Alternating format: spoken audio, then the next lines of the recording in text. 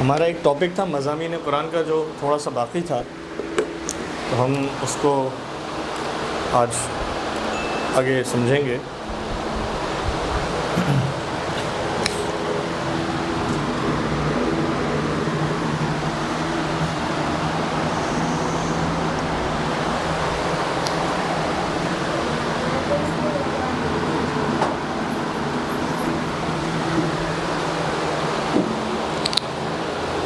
بسم اللہ الرحمن الرحیم۔ اب دیکھیے گا ذرا، آپ لوگ سمجھے گا، آپ اس صفحہ ہیں تو آپ کو نظر آ جائے گا، پریشانی نہ ہو۔ اچھا سنائی نہیں دیتا، اچھا تھوڑا سا ادھر چلیے تاکہ نظر آ جائے۔ شاباش، بس مہربانی، شکریہ۔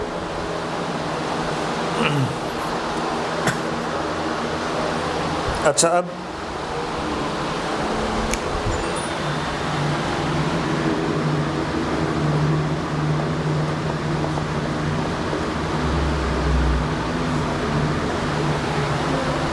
یہ جو پوائنٹ ہے ہمارا، اس پوائنٹ کو ہم نام دیتے ہیں بعثت آدم۔ بعثت آدم کا مطلب حضرت آدم علیہ السلام کا دنیا کے اندر تشریف لانا۔ ہمارے عقیدے کے مطابق حضرت آدم علیہ السلام دنیا کے سب سے پہلے انسان ہیں جن کو اللہ تعالیٰ نے تخلیق فرمایا، اور تخلیق فرمانے کے بعد پھر آپ ہی کو سب سے پہلے دنیا کے اندر بھیجا گیا، آپ اور آپ کے ساتھ حضرت حوا رضی اللہ تعالیٰ عنہ کو دنیا بھیجا گیا۔ تو یہ وہ پوائنٹ ہے جہاں سے انسانیت کی اور دنیا کی تاریخ کا آغاز ہوا، ٹھیک ہے۔ اب یہ سسٹم چلتا رہا، یہ اس پوائنٹ کو ہم کہیں گے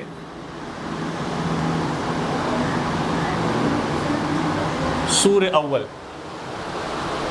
سور اول کہتے ہیں وہ پہلی سور جب پھونکی جائے گی اور دنیا ختم ہوگی اور پھر قیامت کی طرف ہم بڑھیں گے۔ یعنی یہ ہو گیا بگننگ آف لائف، اور یہ ہو گیا اینڈ آف ورلڈ، سمجھ آئی؟ وہ ہو گیا بگننگ آف ورلڈ، یہ ہو گیا اینڈ آف ورلڈ۔ وہ دنیا کا شروع ہونا، یہ دنیا کا ختم ہونا، ٹھیک ہے۔ اچھا، اب ذرا سمجھیے گا، یہ بیچ کا ایک پیریڈ ہے، اس کو ہم کہہ لیجئے 63 ایئرس۔ یہ کون سے 63 ایئرس ہیں کہ جس زمانے میں پیارے آقا صلی اللہ تعالیٰ علیہ وآلہ وسلم دنیا میں تشریف فرما تھے، موجود تھے دنیا کے اندر ظاہری طور پر۔ اور اس 63 میں سے 23 ایئرس، یہ 63 یہ پورے ہیں، اور یہ جو 23 ایئرس ہیں، یہ کون سا پیریڈ ہے کہ جس 23 سال پہ عرصے میں شاباش قرآن مجید نازل ہوا۔ یہ قرآن مجید کے نزول کا عرصہ،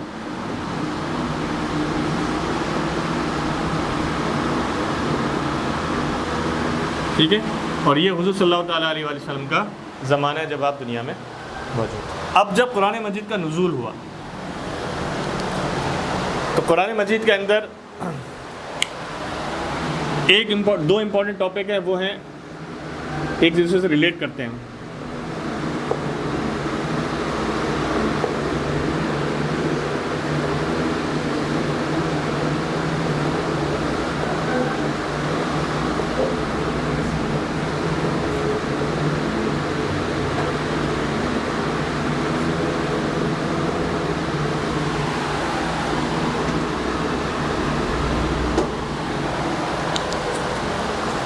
پہلے کیا لکھا ہوا ہے؟ پڑھو، ہاں کیا لکھا ہوا ہے؟ امم من قبل، اور دوسرا لکھا ہوا ہے رسل من قبل۔ قبل کہتے ہیں پہلے کو، قبل کسے کہتے ہیں؟ پہلے کو۔ اب امم من قبل کا معنی ہے وہ امتیں جو حضور علیہ السلام سے اور قرآن مجید کے تشریف لائے۔ بعض کے مطابق سب سے آخر میں حضرت عیسیٰ تھے، بعض فرمانے اور بھی تھے، حضرت عیسیٰ کے بعد بھی نبی آئے تھے۔ وہ کتنے تھے، کہاں تک تھے، ہم نہیں جانتے، ٹھیک ہے۔ قرآن مجید میں کم کوئی، بعض نے فرمایا 26 کا ذکر ہے، بعض نے فرمایا 29 انبیاء کا ذکر ہے نام لے کر۔ لیکن دنیا میں کتنے انبیاء تشریف لائے کم و بیش؟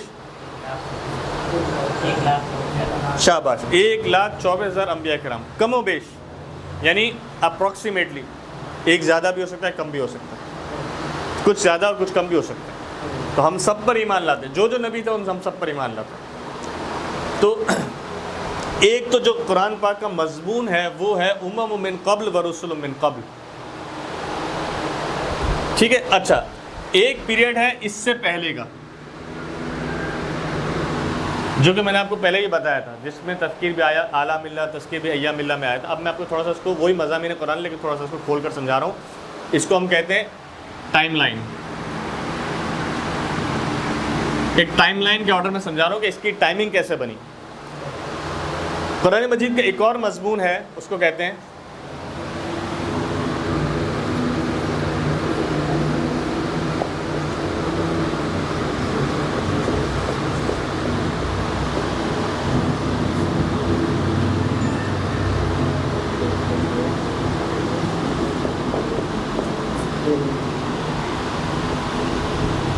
یہ کیا لکھا ہوا ہے؟ خلق السماوات والارض. خلق السماوات والارض کا معنی کیا ہے؟ زمین اور آسمانوں کا بنانا، تخلیق، اس کی کریشن. وہ کریشن کا زمانہ کون سا ہے؟ وہ ہے یہ، اس سے بھی پہلے کا، کیونکہ پہلے زمین بنی، اس کے بعد اس زمین پر حضرت آدم السلام کو بھیجا گیا. پہلے زمین و آسمان بنے، ان کے بننے کے بعد پھر حضرت آدم علیہ السلام کی تخلیق. اچھا زمین و آسمان بننے سے بھی پہلے اگر کسی چیز کی تخلیق ہوئی یا کسی شے کی تخلیق ہوئی یا کسی ذات مقدسہ کی تخلیق ہوئی تو وہ تخلیق پیارے آقا صلی اللہ علیہ وسلم کی ذات تھی جو سب سے پہلے ہوئی.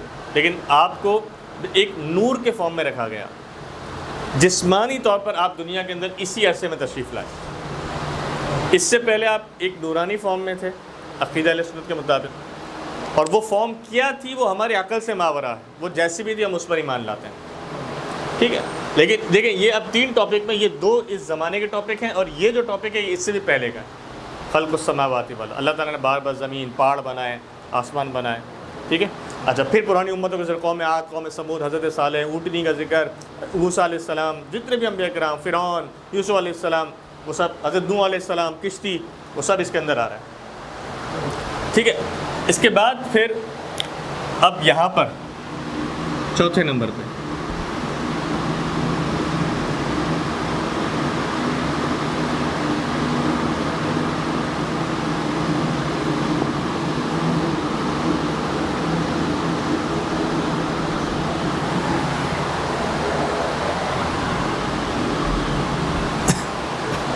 ٹھیک ہے. کفار، نصارہ، یہود، یہ سمجھ جو میں نے آپ کو لاسٹ ٹائم یاد ہے 4 چیزیں لکھوائی تھی، ان 4 میں نے 2 کو کفار میں ڈالا تھا، کچھ کو مشرکین میں ڈالا تھا، وہ آپ وہاں سے ریوائز کر لیجئے گا. لیکن یہ ٹاپک جو ہے چوتھا ٹاپک، بیسیکلی اس ٹاپک کی ٹائم لائن کیا ہے؟ وہ ٹاپک کی یہ ٹائم لائن ہے کہ یہ بیسیکلی اس زمانے کے لوگوں کا ذکر ہو رہا ہے، ٹھیک ہے. یہ بیسیکلی اس زمانے کے لوگوں کا ذکر ہوا، ٹھیک ہے. اچھا پھر اسی زمانے سے لے کر 5واں ٹاپک جو کہ بہت امپورٹنٹ ہے ہمارے لیے ہر زمانے میں، وہ ہے احکام، ٹھیک ہے. وہ احکام بیسیکلی یہاں سے لے کر یہاں تک کے پورے پیریڈ کے لیے آئے. اور وہ احکام کون سے ہیں؟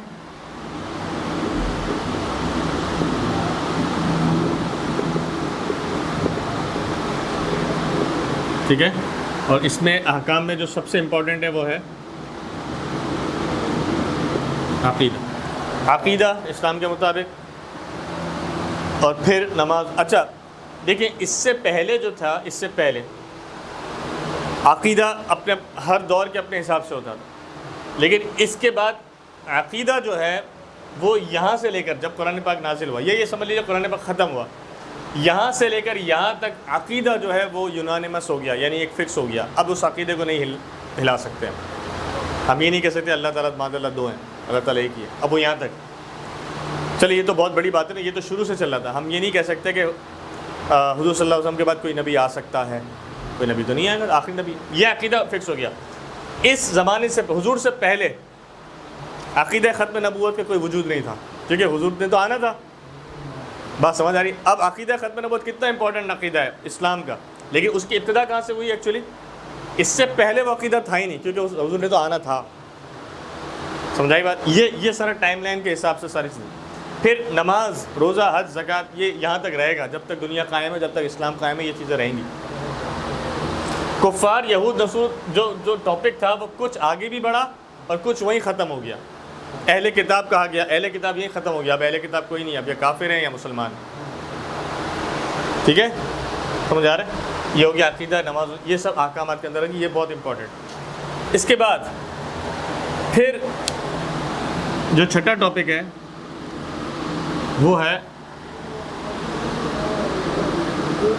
اس کو کہتے ہیں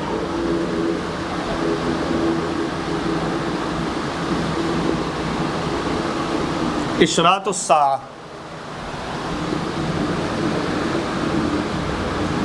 اشراط الساعہ, اشراط الساعہ کسے کہتے ہیں, کسی کو معلوم ہے؟ ہاں بالکل صحیح کہہ رہے ہیں, ساعہ گھڑی کو کہتے ہیں, لیکن اس ساعہ سے ایک خاص گھڑی مراد ہے, قیامت کی نشانیاں. قیامت کو ساعہ کیوں کہتے ہیں؟ کیونکہ وہ خاص گھڑی ہے, وہ گھڑی جب آئے گی تو ساری گھڑیاں ختم ہو جائیں گی, اور اس گھڑی کو گھڑی کہتے ہیں, اس کو ساعت واقعی میں گھڑی کو, بالکل آپ نے صحیح فرمایا. لیکن اشراط کہتے ہیں نشانیاں, اور ساعہ, اشراط الساعہ کا معنی کیا ہے؟ قیامت کی نشانیاں. اب قیامت کی نشانیاں بھی یہاں سے شروع ہو گئی تھیں اور یہاں تک رہیں گی, یہ ساری اشراط الساعہ یہاں تک رہیں گی.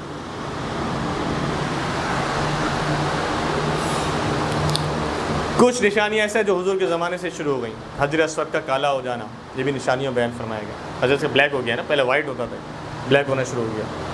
بات سن رہا ہے؟ حضور کے زمانے سب سے بڑی قیامت کی نشانی حضور نے خود فرمائی کہ سب سے بڑی قیامت کی نشانی میں خود ہوں. کیوں؟ کیونکہ آپ آخری نبی ہیں, آپ کے بعد کوئی نبی, اور جب نبوت کا سلسلہ ختم ہوا اس کا مطلب اب قیامت بہت قریب ہے.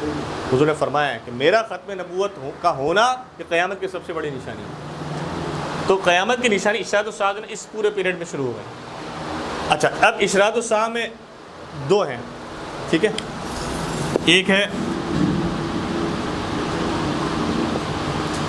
اشراط الصغریٰ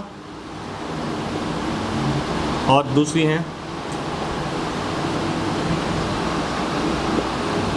اشراط الکبریٰ. اشراط الصغریٰ کسے کہتے ہیں؟ صغریٰ کہتے ہیں چھوٹی کو, اور کبریٰ کسے کہتے ہیں؟ بڑی کو. چھوٹی نشانیاں وہ حضور کے زمانے سے شروع ہو گئیں, جس میں حجر اسود, اولاد کا والدین کے نافرمان ہو جانا, مردوں کا عورتوں جیسا حلیہ اپنانا, بڑے بڑے بال رکھنا, یہ سب چھوٹی چھوٹی نشانیاں جو حضور کے زمانے سے شروع ہو چکی. شلواروں کا ٹخنوں سے اوپر رکھنا یا نیچے رکھنا مردوں کے لیے, یہ بھی اشراط الساعہ میں آتا ہے. قیامت کے قریب لوگ اپنی شلواروں کو ٹخنوں سے نیچے رکھا کریں, یہ بھی قیامت سے. یہ سب صغریٰ نشانیاں ہیں کہ ٹھیک ہے وہ بہت نارمل زندگی. اشراط الکبریٰ بڑی کون سی ہیں؟ ہاں, بڑی میں کون سی نشانی, کوئی بتا سکتا ہے آپ لوگوں میں سے؟ دجال, سورج, اور ایک ایسی نشانی جس کا واضح طور پر قرآن مجید میں حکم ہے. دجال کا ہے لیکن بہت دبے الفاظ میں. سورج کا ہے دبے الفاظ میں. ہاں وہ بھی ہے, بے شک صحیح کہہ رہے ہیں, قرآن کریم آخری زمانے میں اٹھ جائے گا, لیکن اس کا بھی واضح طور پر آخری جنگ, لیکن واضح طور پر قرآن مجید میں ایک ہی چیز کا ذکر ہے, سب سے بڑی نشانی, وہی یاجوج ماجوج. یاجوج ماجوج کا سب سے امپورٹنٹ 16 پارے میں ذکر, اور بڑا واضح ذکر ہے. حضرت ذوالقرنین علیہ السلام کے زمانے میں آئے تو پھر واضح, یہ قیامت آئے گی تو آئیں گے. اب ایک ہے دابۃ الارض. دابۃ الارض کا نکلنا ہے, ایک بہت بڑا جانور نکلے گا, وہ کیسا ہو ہمیں نہیں پتا. دو نشانیاں ہیں کہ جن کا بہت امپورٹنٹ لیول پہ ذکر ہے, جس میں ایک یاجوج ماجوج ہے قرآن مجید میں, اور دوسرا حضرت عیسیٰ علیہ السلام کو دنیا میں تشریف. یہ دو یہ صغریٰ نشانیوں کے اندر آتے ہیں, ٹھیک ہے. تو حضرت عیسیٰ علیہ السلام کا نزول یہ بھی قرآن مجید کے اندر موجود ہے کہ جب قرب قیامت اللہ کا حکم ہوگا تو دنیا کے اندر تشریف لائیں گے. اور دوسرا یاجوج ماجوج کا دنیا کے اندر یہ دو بڑے واضح طور پر ہیں. دجال ہے, دجال جس کو کہتے ہیں بڑی قطعی نشانی ہے, قطعی کیا آئے گا, لیکن قرآن مجید میں اس کا ذکر اتنا وضاحت کے ساتھ نہیں ہے, احادیث میں اس کا ذکر دجال, ٹھیک ہے. دابۃ الارض, پھر ایک دھواں نکلے گا, مشرق سے ایک دھواں نکلے گا, اس کا ذکر ہے, ٹھیک ہے. پھر سورج کا نکلنا, قرآن مجید کا بالکل صفر اوپر اٹھ جانا, یہ سب جو ہے نشانیوں میں سے, ٹھیک ہے. امت کی نشانی میں سے آگے, یعنی کہ نبی کے حساب سے نہیں ہے. نہیں, حضرت عیسیٰ علیہ السلام جب تشریف لائیں گے تو آپ نبی بھی ہوں گے اور آپ حضور علیہ السلام کے امتی بھی ہوں گے. آخری نبی تو ہمارا نبی ہے نا. بے شک. یہ نبوت کے لحاظ سے نہیں, اس لیے نہیں ہوں گے کیوں؟ ہاں, کیونکہ وہ پہلے ہی دنیا میں آ چکے تھے. ایز اے نبی وہ دنیا میں پہلی مرتبہ آ چکے. اب جب وہ آئیں گے تو وہ حضور کی امت کو کنٹینیو کریں گے. جب وہ پہلے آئے تھے وہ تو نبی بھی تھے اور رسول بھی تھے. اب جب آئیں گے تو صرف نبی ہوں گے, رسول کا ان کا ہونا پہلے ختم ہو گیا, مطلب انہوں نے اپنی اس کی ذمہ داری پہلے کمپلیٹ کر لی. ٹھیک ہے. اچھا, ابھی ہمارا عقیدہ کیا ہے کہ اس وقت روئے زمین پر حضور صلی اللہ تعالیٰ علیہ وآلہ وسلم کے بعد سب سے افضل شخصیت کون سی ہے اس وقت؟ حضرت ابو بکر صدیق رضی اللہ تعالیٰ, افضل البشر بعد الانبیاء. ان کے بعد حضرت عمر, ان کے بعد حضرت عثمان, اس کے بعد حضرت علی. یہ 4 اہل سنت کا عقیدہ. لیکن جب حضرت عیسیٰ علیہ السلام تشریف لے آئیں گے, اس کے بعد حضور کے بعد سب سے افضل شخصیت کون سی ہوگی روئے زمین پر زندہ؟ حضرت عیسیٰ علیہ السلام. پھر حضرت ابو بکر سے بھی افضل ہوں گے کیونکہ آپ نبی بھی ہیں. ٹھیک ہے, ابھی نہیں ہے, ابھی روئے زمین پر وہ حضرت ابو بکر ہیں سب سے پہلے, اس کے بعد حضرت عمر, پھر عثمان. لیکن جب وہ آ جائیں گے تو پھر وہ حضرت ابو بکر سے بھی افضل ہوں گے کیونکہ آپ نبی بھی ہیں. ٹھیک ہے. اچھا, یہ ہو گئی 6 مضامین. پھر اس کے بیچ میں ہے ایک ٹاپک, اس کو کہتے ہیں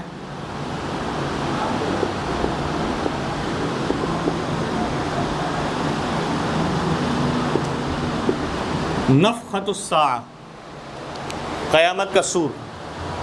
3 قسم کی سور پھونکے جائیں گے, سورہ اول, سورہ ثانی, سورہ ثالث. اس میں جو سورہ ثالث ہے اس کو نفخۃ الساعہ کہا جاتا ہے. پہلے کو نفخۃ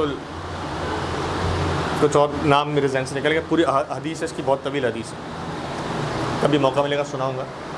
لیکن ایکچولی جو ہے نا یہ 3, یہ جو اچھا یہ جو نفخہ ہے, نفخہ سور, اس کا پیریڈ کیا ہے؟ یہ بیسیکلی اچھا یہ جو پوائنٹ ہے نا, یہ جو میں نے 2 لائنیں بیچ میں گیپ دیا ہے, یہ ٹائم لائن ہے اس کی. ٹھیک ہے, یہ ہے 7 نمبر ٹاپک. یہ تینوں سوروں کا ٹائم یہ بیچ کا ہے, دنیا کا ختم ہو جانے سے لے کر قیامت کے قائم ہونے تک. بعض نے فرمایا یہ بھی سالوں کا ٹائم ہے. حدیث کے مطابق پہلی سور سے لے کر تیسری سور تک, پہلی سور میں لوگ سب سو جائیں گے, دوسری سور میں صرف باڈیاں اٹھیں گی, اور تیسری سور میں باڈیوں میں روحیں جائیں گی اور قیامت قائم ہوگی. اس کے درمیان بھی 40 سال کا گیپ ہے. بعض نے فرمایا کئی 100 سال کا گیپ ہے. میں نے چھوٹا اس لیے کیا ہے کہ یہ بہت ہے لمیٹڈ ٹائم ہے. وہ ہے نفخۃ الساعہ, یعنی یہ سور کا ٹائم ہے. یہ ذکر بھی قرآن مجید میں موجود ہے کہ جب سور پھونکا جائے گا, یہ بھی مضمون ہے قرآن کے ساتھ. پھر ہم آتے ہیں 8ویں ٹاپک پہ,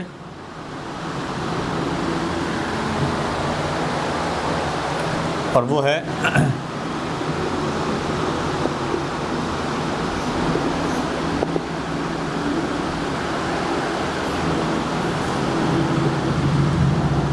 اس کو یوں کہہ لیں, یہ زیادہ آسان.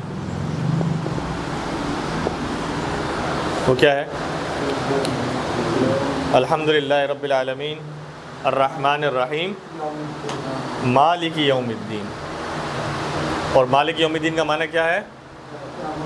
روز جزا کا مالک. تو روز جزا ہے قیامت کا دن. یہ بیسیکلی جو ٹاپک ہے اس کی جو ٹائم لائن بن رہی ہے وہ یہ پوری بن رہی ہے. اس سور کے بعد جو یہ انفینیٹی, اس کا ایک انفینیٹی پیریڈ ہے. انفینیٹی کا مطلب اب یہ نہ ختم ہونے والی زندگی شروع ہے. جو دنیاوی زندگی وہ محدود ہے, لیکن اس کے بعد جو ہے نا پھر یہ انفینیٹی ہے.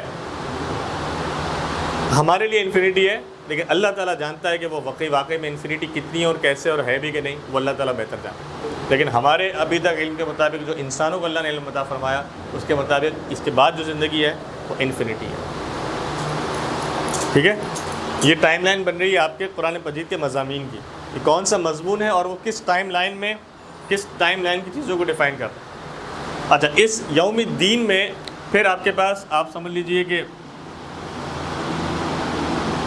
8واں ہی ہے, لیکن اس کو آپ کر لیں, چلیں اس کو 9 کر لیں. ایک تو ہے یوم الدین, یہ ہے یوم الدین کا پیریڈ, آپ اس کو کر لیں. یہ بھی بہت بڑا ہے لیکن اس کو یوم الدین کر لیں, یہاں سے یہاں تک قیامت. اب یوم الدین ہی چل رہا ہوگا, لیکن اس میں ایک سیشن آئے گا اور سیشن کے بعد ایک نئے ہم فیز کے اندر چلے جائیں گے, اور وہ فیز ہوگا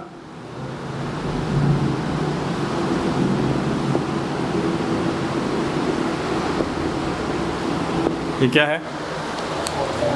الجنت والنار. جنت اور نار یعنی دوزخ. نار آپ کو کہتے ہیں, بالکل صحیح. اور دوزخ کو آگ ہی کہا جاتا ہے، نار ہی کہا جاتا ہے۔ دوزخ کیا ہے؟ دوزخ یعنی اب اس میں ایک سیشن آئے گا، اس پورے پیریڈ کے درمیان ہم حاضر ہوں گے، قیامت کے میدان محشر میں ہوں گے، پھر حساب کتاب شروع ہوگا، ہمارے اعمال بتائے جائیں گے۔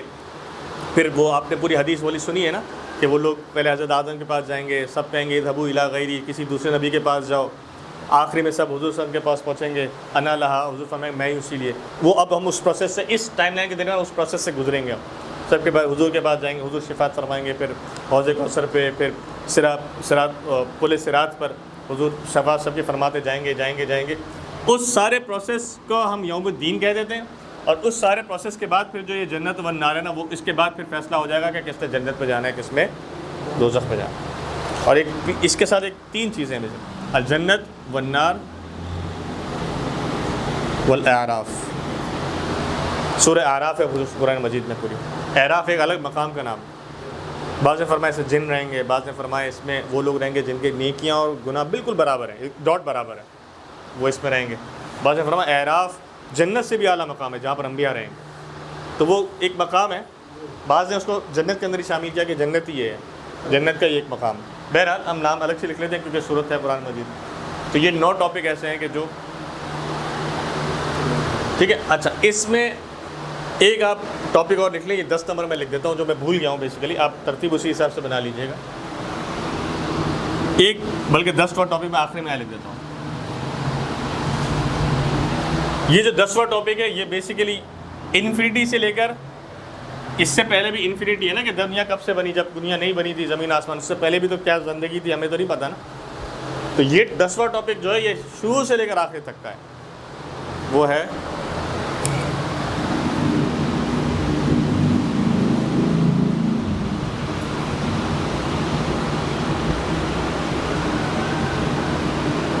الالوہیہ۔ الوہیہ کہتے ہیں اللہ کا اللہ ہونا، رب کا رب ہونا، خدا کا خدا ہونا۔ الوہیت کہتے ہیں، اللہ کی الوہیت ہے، اللہ وحدہ لا شریک جو بھی ہے اللہ تعالیٰ کی الوہیت، وہ الوہیت انفینٹی سے ہے اور انفینٹی تک جائے گی، اس کی کوئی ٹائم لائن نہیں ہے۔ وہ شروع سے لے کر، شروع بھی نہیں بول سکتے، شروع کا لفظ بھی کوئی لمٹ بتاتا ہے، شروع بھی نہیں اللہ تعالیٰ بزرگ فرمایا شروع کا لفظ آپ استعمال نہیں کر سکتے، ہمیشہ سے۔ اس کو کہتے ہیں ازلی اور ابدی، ازلی اور ابدی۔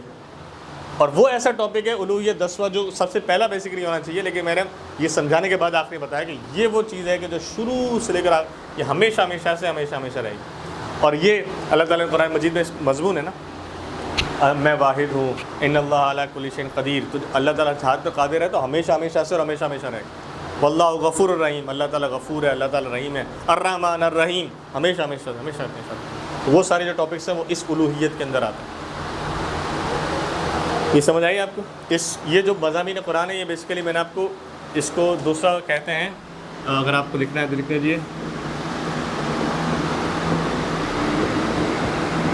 اس کو کہتے ہیں کرونالوجیکل آرڈر، کرونالوجیکل کہتے ہیں ٹائم کے حساب سے جو۔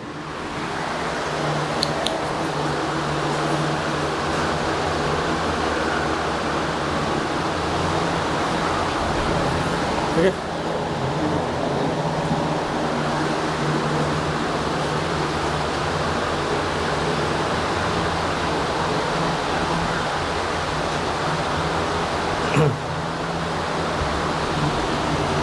اس میں کسی کا کوئی سوال ہے؟ سب کو سب سمجھ آ گیا؟ میں کوشش کی اس پہ جتنا میں آسان کر سکوں میں نے کر دی۔ مٹا دوں کسی کو، اگر لکھنا ہے تو لکھیں، تو میں مٹا دیتا ہوں، اور اگر گروپ پہ تصویر آ جائے گی تو گروپ پہ سے لکھ لیجیے گا۔ نہیں میں مٹا دیتا ہوں، کسی پہ نہیں، کوئی مسئلہ نہیں، یا تصویر آپ کو گروپ میں آ جائے گی، آپ گروپ پہ سے کاپی کر لیجیے گا، ٹھیک ہے؟ ٹھیک ہے، آج ابھی ہمارے پہ ٹائم بھی کم ہے، اور ابھی ہم نے انشاءاللہ ایک صورت کا ابھی ترجمہ مزید کر لیں گے، کیونکہ ابھی میں تفسیر شروع کروں گا نا تو لمبی ہو جائے گی کلاس، پھر وہ تفسیر لمبی ہے تو کلاس پوری نہیں ہو سکے گی، تو میں ابھی سوچ رہا ہوں کہ آپ کو ایک اور صورت کا ترجمہ لکھوا دوں، ٹھیک ہے؟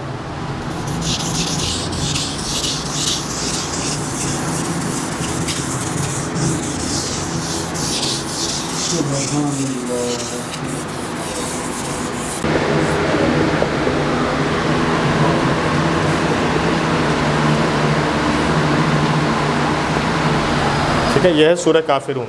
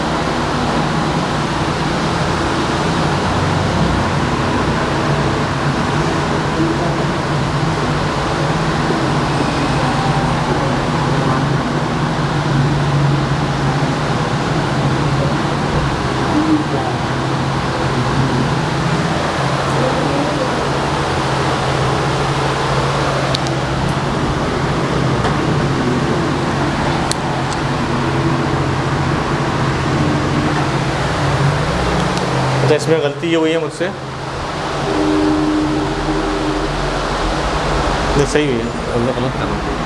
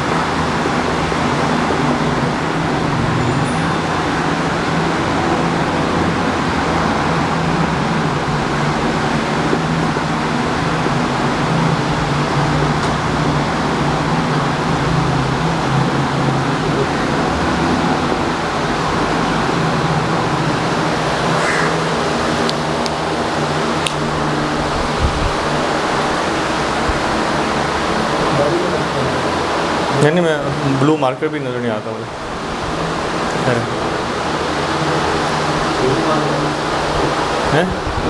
ہے رکھا ہوا ہے، ارے ہے تو دے دیں، اگر قریب میں رکھا ہوا۔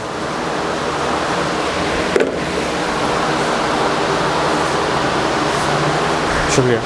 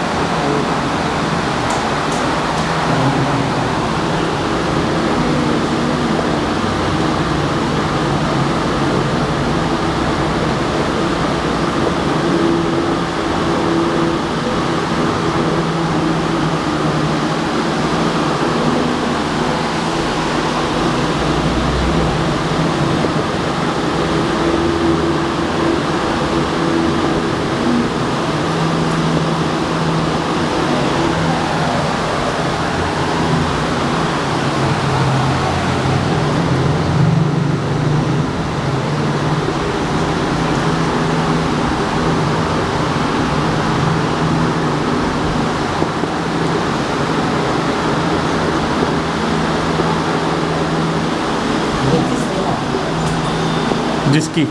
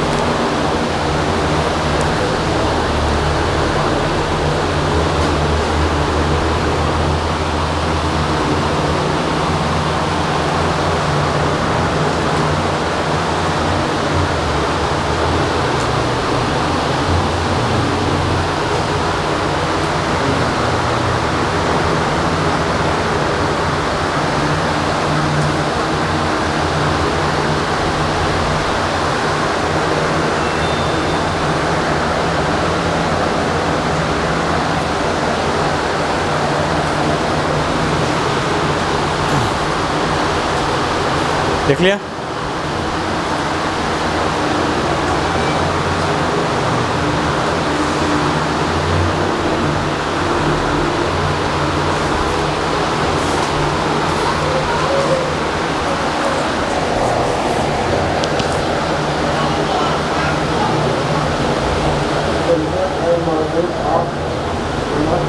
فرما دیجیے.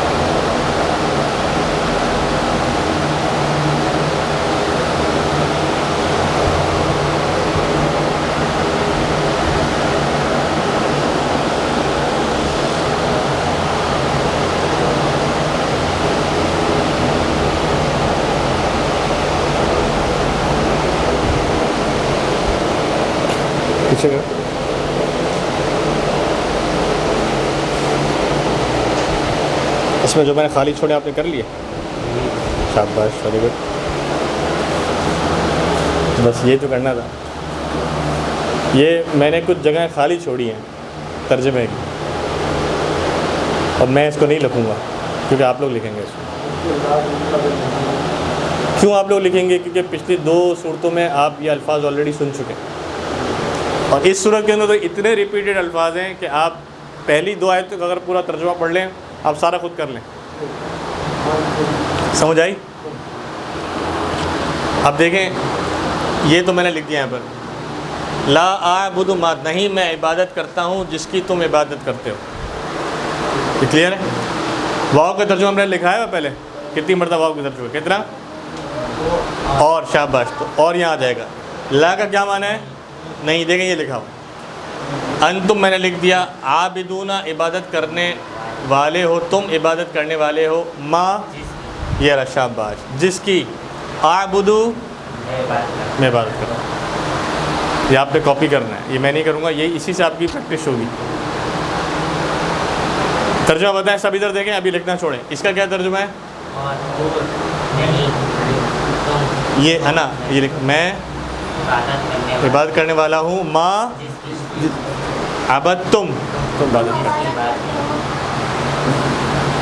اب کریں تم. یہ دیکھو یہ دونوں آیتیں سیم ہیں، میں نے اس سے جان مجھ کے پوری آیت سیم چھوڑی ہے. عابدون ما، زور سے کہیں، ما عابدو اعبدو اعبدو. میں واپس ریپیٹ کر رہا ہوں، اب زور سے کہیے گا. و لا انتم عابدون ما اعبدو، میں بات کرتا ہوں. ٹھیک ہے؟ لکم دینکم، تمہارے لیے، دین تمہارا. واو زبر کا کیا ترجمہ ہے؟ ٹھیک ہے؟ اب آپ ترجمہ تھوڑا تھوڑا خود بھی ماشاءاللہ کور کرنے کے قابل ہو جائیں گے اس چھوٹی سی پریکٹس سے. اور یہ صورت ویسے میرا ارادہ پہلے نہیں تھا، لیکن آج میں نے اسپیشلی ٹائم کے حساب سے یہ صورت اس لیے دی کہ اس کی تفصیل کوئی بہت زیادہ بڑی نہیں ہے، تو ہم انشاءاللہ اس کو اگلی کلاس میں کور بھی کر لیں گے. لیکن اس کا فائدہ یہ ہے اس میں اتنے ریپیٹڈ الفاظ ہیں کہ آپ کو ترجمہ خود کرنے کا موقع ملے گا.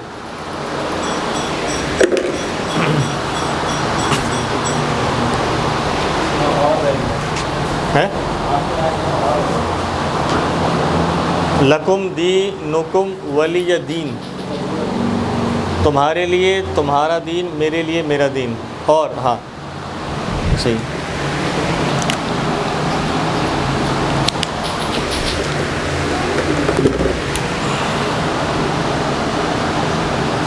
شکریہ.